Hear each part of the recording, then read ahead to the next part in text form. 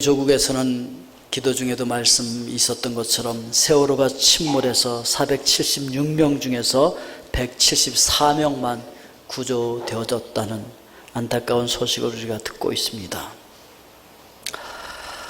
이와 같이 우리도 영원한 멸망으로 빠져가는 그러한 침몰선에서 하나님의 은혜로 구원받은 자들인 줄로 믿습니다.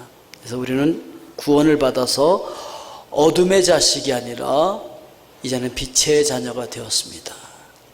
차갑고 어두운 곳에 있는 자들이 아니라 지금 따뜻한 빛으로 나와 있는 자들이 되었다라고 성경은 이야기하고 있습니다.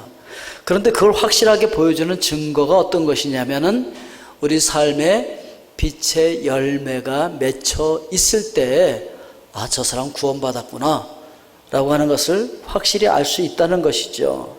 첫 번째 우리가 기억해야 할 것은 빛으로 어둠을 폭로하라, 즉 책망하라 이렇게 말씀하고 있는데 빛으로 어둠을 폭로해야 돼요. 빛이 들어가면 어둠이 무엇인지 알아요. 그리고 그 어둠은 다시 빛으로 드러나게 되었다라고 성경은 이야기합니다. 그래서 11절에서 너희는 열매 없는 어둠의 일에 참여하지 말고 도리어 책망하라 이렇게 말씀하고 있습니다. 우리가 빛의 자녀라고 한다면 빛의 열매를 당연히 맺고 그렇게 되어질 때 우리가 하나님의 자녀인 것이 증명되어진다고 하는 것이죠.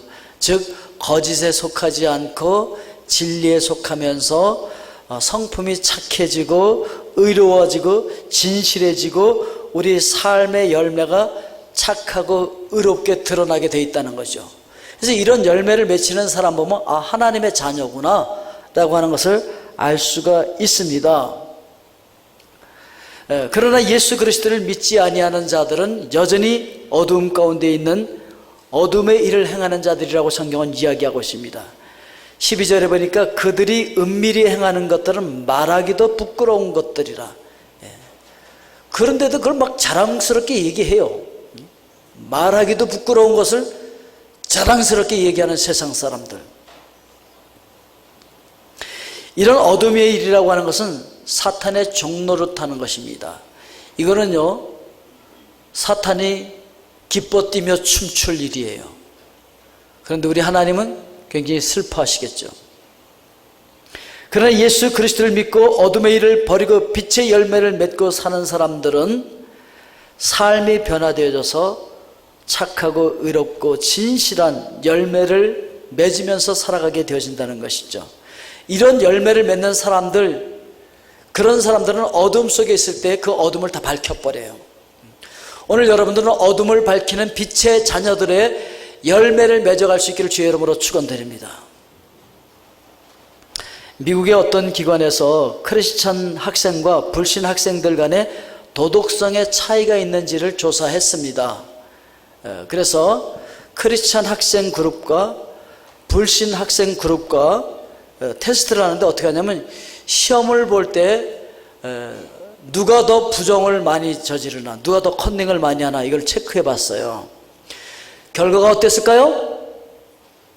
결과는 똑같았어요. 크리스찬 학생 그룹이나 불신 학생 그룹이나 컨닝하는 숫자가 똑같았다는 거예요. 차이가 없었어요.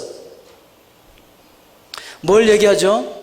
교회 나와서 예배 드릴 때는 하나님 앞에서 코람데오, 하나님과 동행한다. 뭐 그런 얘기를 많이 하고 살아계신 하나님, 편지하신 하나님, 아니고 신기시 없는 하나님, 전지전능하신 하나님 믿는다고 고백은 하지만 교회를 떠나면 세상 속에 들어가면 세상 사람들하고 똑같이 생각하고 똑같이 산다는 거죠. 그러니까 학교 생활에서도 마찬가지예요. 시험 볼 때도 마찬가지였던 거예요. 그러니까. 근데 한 가지 더 흥미로운 조사를 했습니다.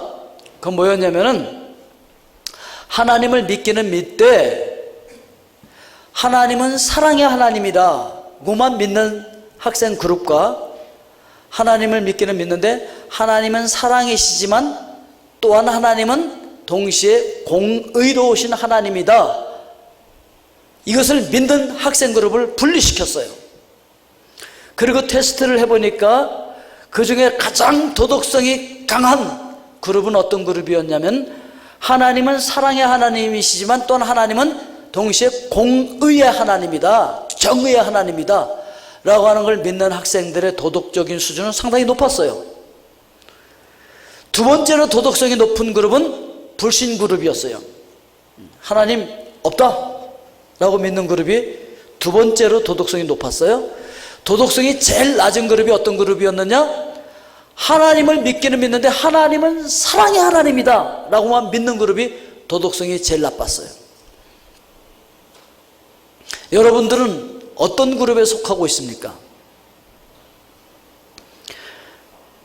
지금 한국에서 문제가 되고 있는 그 구원파 이단에 대해서 여러분 잘 알고 계시죠?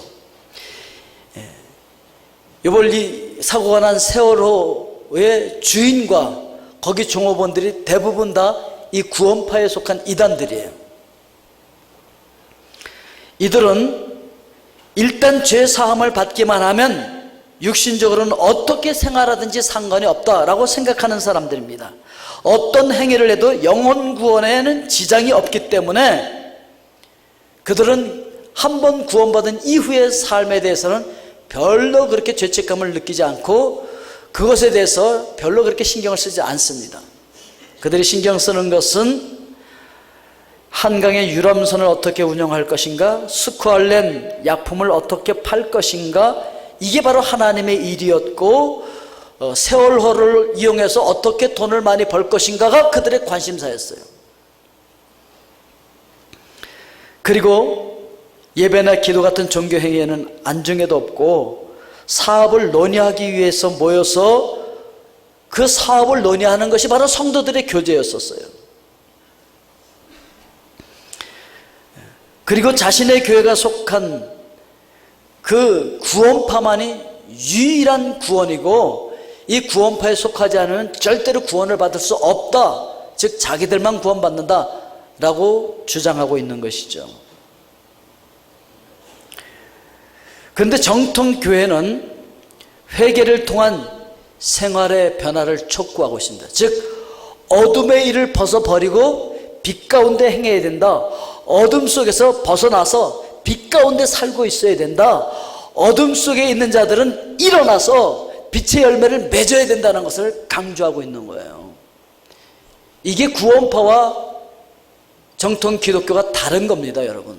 그런데 얼마 전에 풀로 신학교에 김세현 박사님이 한국 가서 세미나를 인도하면서 이런 말씀을 하셨어요.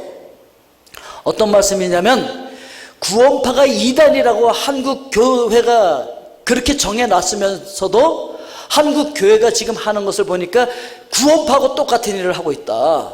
한 번 구원받았으니까 난 이제 자유해, 나는 이제 구원받아서 내 구원은 빼앗기지 않아 라고 빛된 생활을 하지 않고 구원받은 것만 강조하고 있다는 거예요.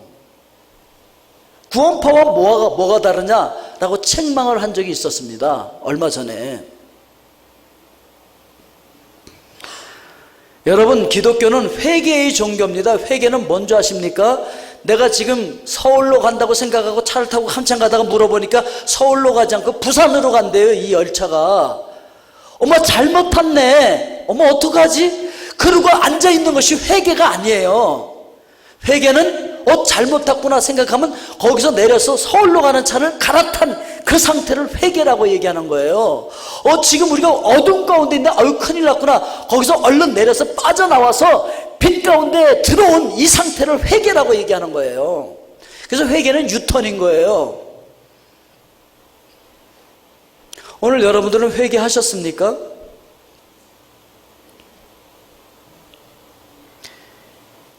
기독교는 죄로부터 하나님께로 돌이켜서 하나님만을 섬기기로 작정하는 거예요. 그런 삶을 얘기하는 거예요. 이게 바로 기독교의 본질이라고 하는 것입니다. 그렇기 때문에 일단 죄사함을 받으면 회개할 필요가 없다라고 말하고 있는 구원파는 기독교가 아닌 거예요. 그래서 이단으로 정죄된 거예요. 오늘 여러분들은 그 이단을 따라가지 않고 빛 가운데 거하시며 빛의 열매를 맺어갈 수 있기를 주의 이름으로 축원드립니다. 물론 이 지상교회는 완전하지 않습니다. 불완전합니다. 어느 누구도 다른 교인에게 먼저 돌을 던질 만큼 깨끗한 사람도 없습니다. 그렇다고 해서 이단이나 형식적으로 신앙생활을 하는 사람들을 닮아가면 곤란하다는 것이죠. 에베소서 5장 13절 말씀에 보면 그러나 책망을 받는 모든 것은 빛으로 말미암아 드러나나니 드러나는 것마다 빛이니라, 이렇게 말씀을 하고 있습니다. 여러분들이 빛 가운데 살고 있으면서 빛으로서 어둠을 어둠이라고 얘기해야 돼요. 책망한다고 하는 이 단어를 다른 번역서에서는 폭로한다 이렇게 번역하고 있어요. 그 어둠을 폭로해야 돼. 그 잘못됐음을 폭로해야 된다는 것이죠. 근데 왜 폭로를 못합니까? 자기도 똑같은 일을 하고 있으니까 폭로를 못하는 것이죠. 드러낼 수가 없는 거죠. 여러분은 일주일에 168시간 중에서 신앙생활을 위해서 사용하는 시간은 몇 시간이십니까? 여러분들에게 주어진 소중한 시간을 무엇을 위해서 사용하고 있는지를 주위에서 살펴보면 현재 나 자신의 신앙 상태를 스스로 점검할 수 있어요. 두 번째 우리가 기억해야 할 것은 그런 세상에 죽어있는 자들 가운데서 깨어서 일어나야 된다는 것이죠. 14절 말씀해 보니까 그러므로 이르시기를 잠자는 자여 깨어서 죽은 자들 가운데서 일어나라. 그리스도께서 너에게 비추이시리라 하셨느니라. 그러니까 구원의 확신이 있다고 마음대로 죄짓고 마음대로 행동하고 살아가는 그런 사람들은 마치 시체 틈에서 같이 누워서 잠자고 있는 자와 똑같다는 거예요. 거기서 깨어서 일어나야 된다라고 성경은 이야기를 하고 있는 것입니다. 그래서 예수 그리스도의 생명의 빛을 받아서 이 어두운 세상을 비춰야지 같이 그 어두움 속에서 같이 죽어있는 자들 가운데서 같이 썩어져 있는 자들 가운데서 같이 썩어서 냄새나고 있으면 안 된다라고 하는 걸 이야기하고 있는 것이죠. 그러니까 세상 사람들과 같으면 안 된다 이 얘기를 하고 있는 거예요. 혹시 아직도 세상과 똑같이 거기 누워서 잠들어 있는 자들이 있습니까? 남구만 시인이 이런 시절을 읊었습니다. 동창이 밝았느냐 노고질이 우지진다. 소치는 아이는 상기 안이 일었느냐 제 너머 살의 긴 밭을 언제 갈려 하나니. 예, 지금 일어나서 할 일이 많은데 종달새도 지금 부르짖어 노래하고 있는데 아직도 밤처럼 누워서 잠자고 있으면 어떻게 하냔 말이죠. 오늘 여러분 다 같이 일어날 수 있기를 주의 이름으로 축원드립니다. 옆 사람에게 얘기해 주세요. 우리 일어납시다. 예, 거기 잠자고 있으면 안 돼요. 세상과 똑같이 살고 있으면 안 돼요. 일어나야 돼요. 빛의 자녀처럼 낮에 행하는 그런 일을 행할 수 있어야 된다는 것이죠. 이렇게 깨어 일어나기 위해서 어떻게 해야 하느냐? 환경을 바꿔야 돼요.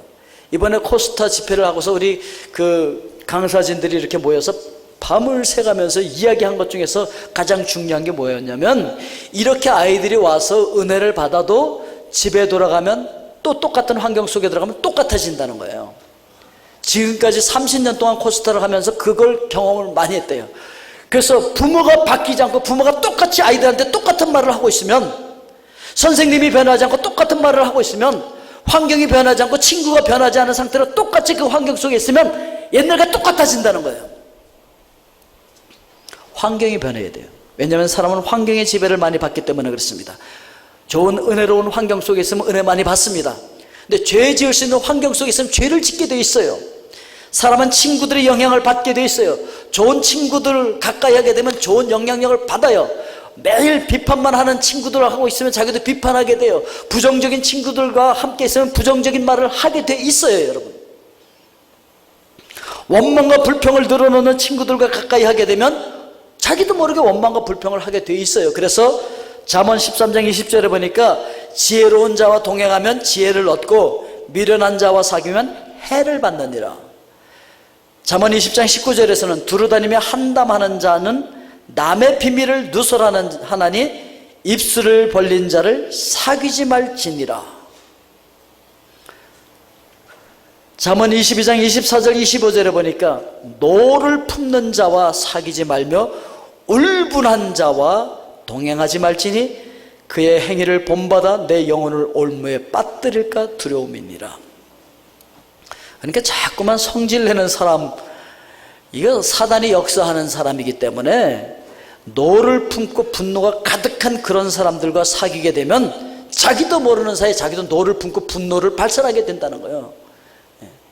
그런 올무에 잡히게 된다는 거예요. 잠언 23장 20절에 보니까 술을 즐겨하는 자들과 고기를 탐하는 자들과도 더불어 사귀지 말라. 21절에 술 취하고 음식을 탐하는 자는 가난하여질 것이요 잠자기를 즐겨하는 자는 해진 옷을 입을 것임이니라. 데살로니가 후서 3장 6절에 보니까 형제들아 우리 주 예수 그리스도의 이름으로 너희를 명하노니 게으르게 행하고 우리에게서 받은 전통대로 행하지 아니하는 모든 형제에게서 떠나라. 이런 자들에게서 떠나야 된다는 거예요. 디도서 3장 10절에 보면 이단에 속한 사람을 한두 번 훈계한 후에 멀리하라. 한두 번 훈계하고 안 되면 멀리해야 돼요. 그걸 뭐 어떻게 보겠다고 달라붙고 그 속에 들어가 있다가 보면 자기도 그렇게 넘어가게 되어진다는 것이죠. 이와 반대로 좋은 친구들을 가까이 하라는 거예요. 기도 많이 하고 은혜 충만한 사람 옆에 있으면 간증만 들어도 은혜가 돼. 그냥 주님을 사랑하고 교회를 사랑하는 그 사람 옆에 있으면요 자기도 같이 하늘 문이 열려 하늘에 신령한 은혜가 막 차고 넘치는 거예요. 오늘 여러분 위에 하늘 문이 열리고 하늘에 신령한 은혜가 넘쳐날 수 있기를 주의 이름으로 축원드립니다. 그리고 겸손히 회개해야 돼요. 왜냐하면 야고보서 4장 6절에 보니까 그러나 더욱 큰 은혜를 주시나니 그러므로 일러스되 하나님이 교만한 자를 물리치시고 겸손한 자에게 은혜를 주신다 하였느니라. 여러분 겸손하면 하나님께서 은혜를 주신답니다.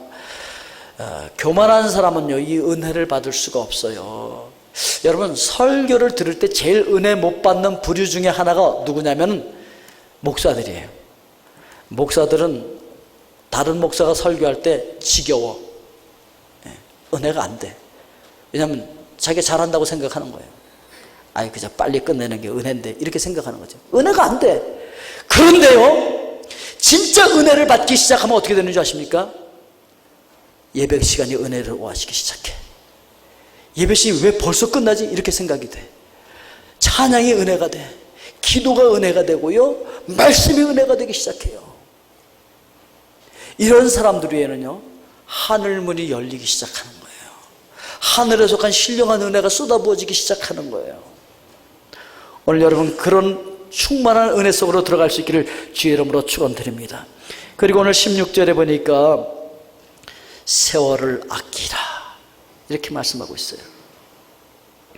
이 헬라어에는 시간이라고 하는 단어가 두 개가 있어요. 하나는 크로노스라고 하는 단어가 있는데 창세 때부터 지금까지 계속 흘러가고 있는 그 시간, 그 시계를 얘기하고 있는 거예요. 순서대로 흘러가는 그 시간. 이것과 달리 또 한 시간을 가리키는 단어가 있는데 그것은 바로 카이로스라고 하는 단어예요. 이 카이로스라고 하는 단어는 특별한 시간을 이야기하고 있습니다. 여러분 각자에게 주어진 여러분들만의 시간, 여러분들만의 인생, 이걸 카이로스라고 얘기해요. 이 카이로스를 오늘 우리 성경에서는 세월이라고 번역을 한 거예요. 세월. 그러니까 이 카이로스는 세월 혹은 기회 혹은 때 이렇게 번역이 되어질 수 있는 단어입니다. 이 카이로스. 하나님께서 오늘 여러분들에게 이 카이로스를 주신 줄로 믿습니다. 이건 여러분들만의 특별한 시간이에요.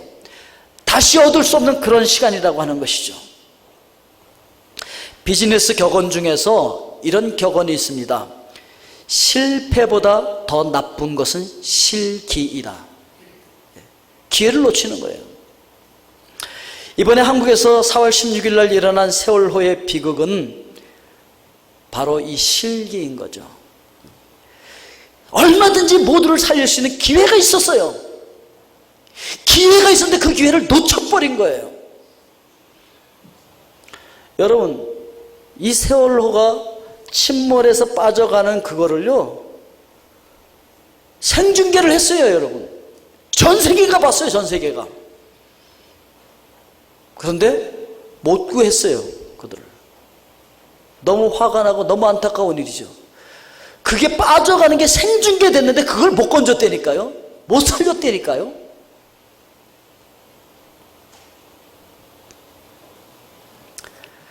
세월을 아껴야 되는데 세월을 아끼지 못했어. 여기 아끼다라고 하는 이 말은요, 헬라어에 보니까 엑사고라조라고 하는 말은 대가를 주고 사서 자유케 하다, 속량하다라고 하는 단어예요. 돈을 주고 노예를 사다, 어떤 물건을 사서 내 것으로 만들다, 그런 의미가 있는데, 에베소서 1장 7절 말씀해 보면 우리는 그리스도 안에서 그의 은혜의 풍성함을 따라 그의 피로 말미암아 속량 곧 죄사함을 받았느니라. 여기서 속량과 세월이 같은 단어예요. 같은 단어. 아끼라고 하는 단어가 같은 단어야. 아껴라, 속량하라, 같은 단어야. 그러니까 세월을 아껴라 라고 하는 것은 세월을 속량하라, 세월을 구원시켜라, 세월을 저축했다가 바르게 써라, 시간을 구원하라, 살아, 이런 의미가 있는 것이죠. 그러니까 이 세월을 아끼라고 하는 말은 한 번뿐인 인생의 기회를 어떤 대가를 주고라도 사서 구속하라, 속량하라, 구원하라, 그런 의미가 있는 것이죠. 세월호가 빠져가고 있을 때 어떤 대가를 치르더라도 이거 구해냈어야 한다는 것이죠. 그 기회를 놓치지 말라는 것이죠. 오늘 우리 모두에게도 세월이 주어져 있어요. 오늘 여러분들은 그 세월을 속량하고 있습니까? 생명력을 불어넣어서 역사하게 하고 있습니까? 아니면 그냥 다 사장시켜서 죽이고 있습니까? 100년을 산들 하나님 앞에서 의미 없는 시간들은 다 죽은 시간입니다, 여러분. 그 세월은 쓸데없는 세월이에요. 여러분들의 세월을 속량하실 수 있기를 주의 이름으로 축원드립니다. 세월을 구속해야 돼요. 세월을 아껴야 돼요. 그 세월이 세월되게 해야 돼요. 하나님 앞에서 의미 있는 시간이 되게 만들어야 된다는 것이죠. 고린도후서 6장 2절에 보니까 이르시되 내가 은혜 베풀 때 너에게 듣고 구원의 날에 너를 도왔다 하셨으니 보라 지금은 은혜 받을 만한 때요 보라 지금은 구원의 날이로다. 지금이에요. 지금 세월을 구원해야 돼요. 그런데 아유 나중에 하지 뭐, 나중에 기회 있겠지, 아유 나중에 살릴 기회 있겠지. 아니요. 실패보다 더 나쁜 건 뭐라고요? 실기예요. 기회를 놓치는 거예요. 하나님께서 우리에게 주신 우리의 일생은 우연히 주어진 흘러가는 크로노스가 아니라 특별한 목적을 가지고 하나님께서 주신 유한한 시간, 카이로스라는 거예요. 여러분, 이번에 침몰한 세월호 선장 이준석 선장의 가장 큰 죄가 여러분들은 뭐라고 생각하십니까? 그거는 승객들에게 퇴선 명령을 내리지 않은 거예요. 승객들에게 퇴선 명령을 내리지 않은 거. 거기다 다 죽으니까 빨리 밖으로 나오라고 말하지 않은 거예요. 그게 가장 큰 죄예요, 여러분. 승객들이 기울어진 선실에서 구조를 기다리면서 가만히 대기하고 있던 시간이 40분 그러고 지났어요. 40분. 그 세월을 놓쳐버린 거예요.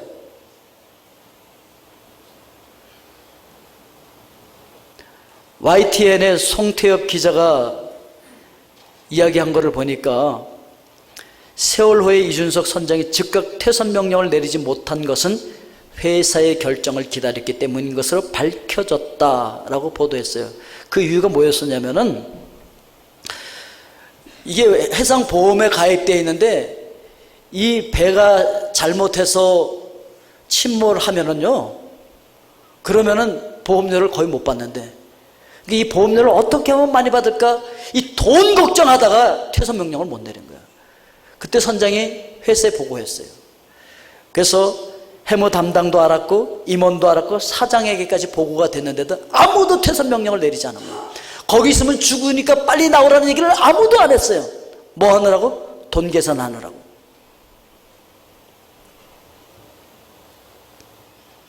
그리고 그렇게 하는 동안에 배가 침몰합니다. 선원들이 한 곳에 모여 있다가 어떤 선원은 옷까지 갈아입으러 갔대요. 런닝만 입고 있어도 옷 입으러 선실까지 갔다 왔대. 그 선실들을 지나오면서 이러고 있으면 죽으니까 빨리 나가라 소리 한마디 안 한 거예요. 그리고 구조대가 오니까 자기들만 빠져나온 거예요. 1순위로. 여러분들은 구원 받으셨습니까? 여러분들은 빠져나오셨어요? 여러분 1순위로 빠져나와서 와 우리는 구원받았다. 아우 1순위로 구원받았어. 우리는 제일 먼저 구원받았어. 와우 놀랍지? 박수 쳐주세요. 기뻐해 주세요. 그럴 수 있나요? 아니요. 그들은 심판대 앞에 서야 돼요. 다 구속됐더라고요 보니까. 왜요? 구할 수 있었는데 구하지 않았거든요. 빨리 퇴선하라고 말하면 됐는데 그 말을 안 했거든요.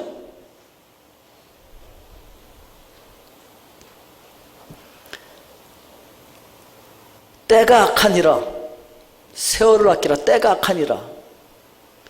이 악한 세상, 악한 때에 우리의 세월은 안전한지 모르겠습니다. 이 때가 악하니라고 할 때 이 악하다라고 하는 이 단어가 헬라어로 포네오스라고 하는 단어인데 이 단어에서 영어의 포르노가 나온 거예요. 포르노. 음란하다는 거죠. 이 단어 속에는 가난하다, 가치가 없다는 그런 뜻이 함께 포함되어 있습니다. 그러니까 제멋대로 세월을 허송세월하게 되면 포르노 즉 윤리적인 음란죄에 빠져들고 총명함이 없어서 가난하게 살 수밖에 없고 가치 없는 것에 매달리게 된다는 거예요.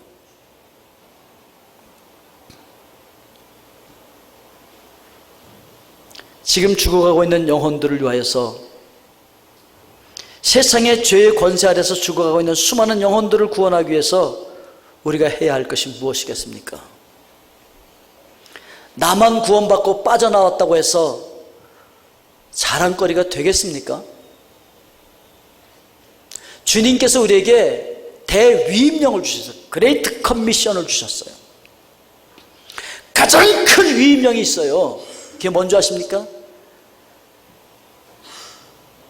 그것은 바로 땅끝까지 가서 죽어가는 영혼들을 구원하라는 거예요.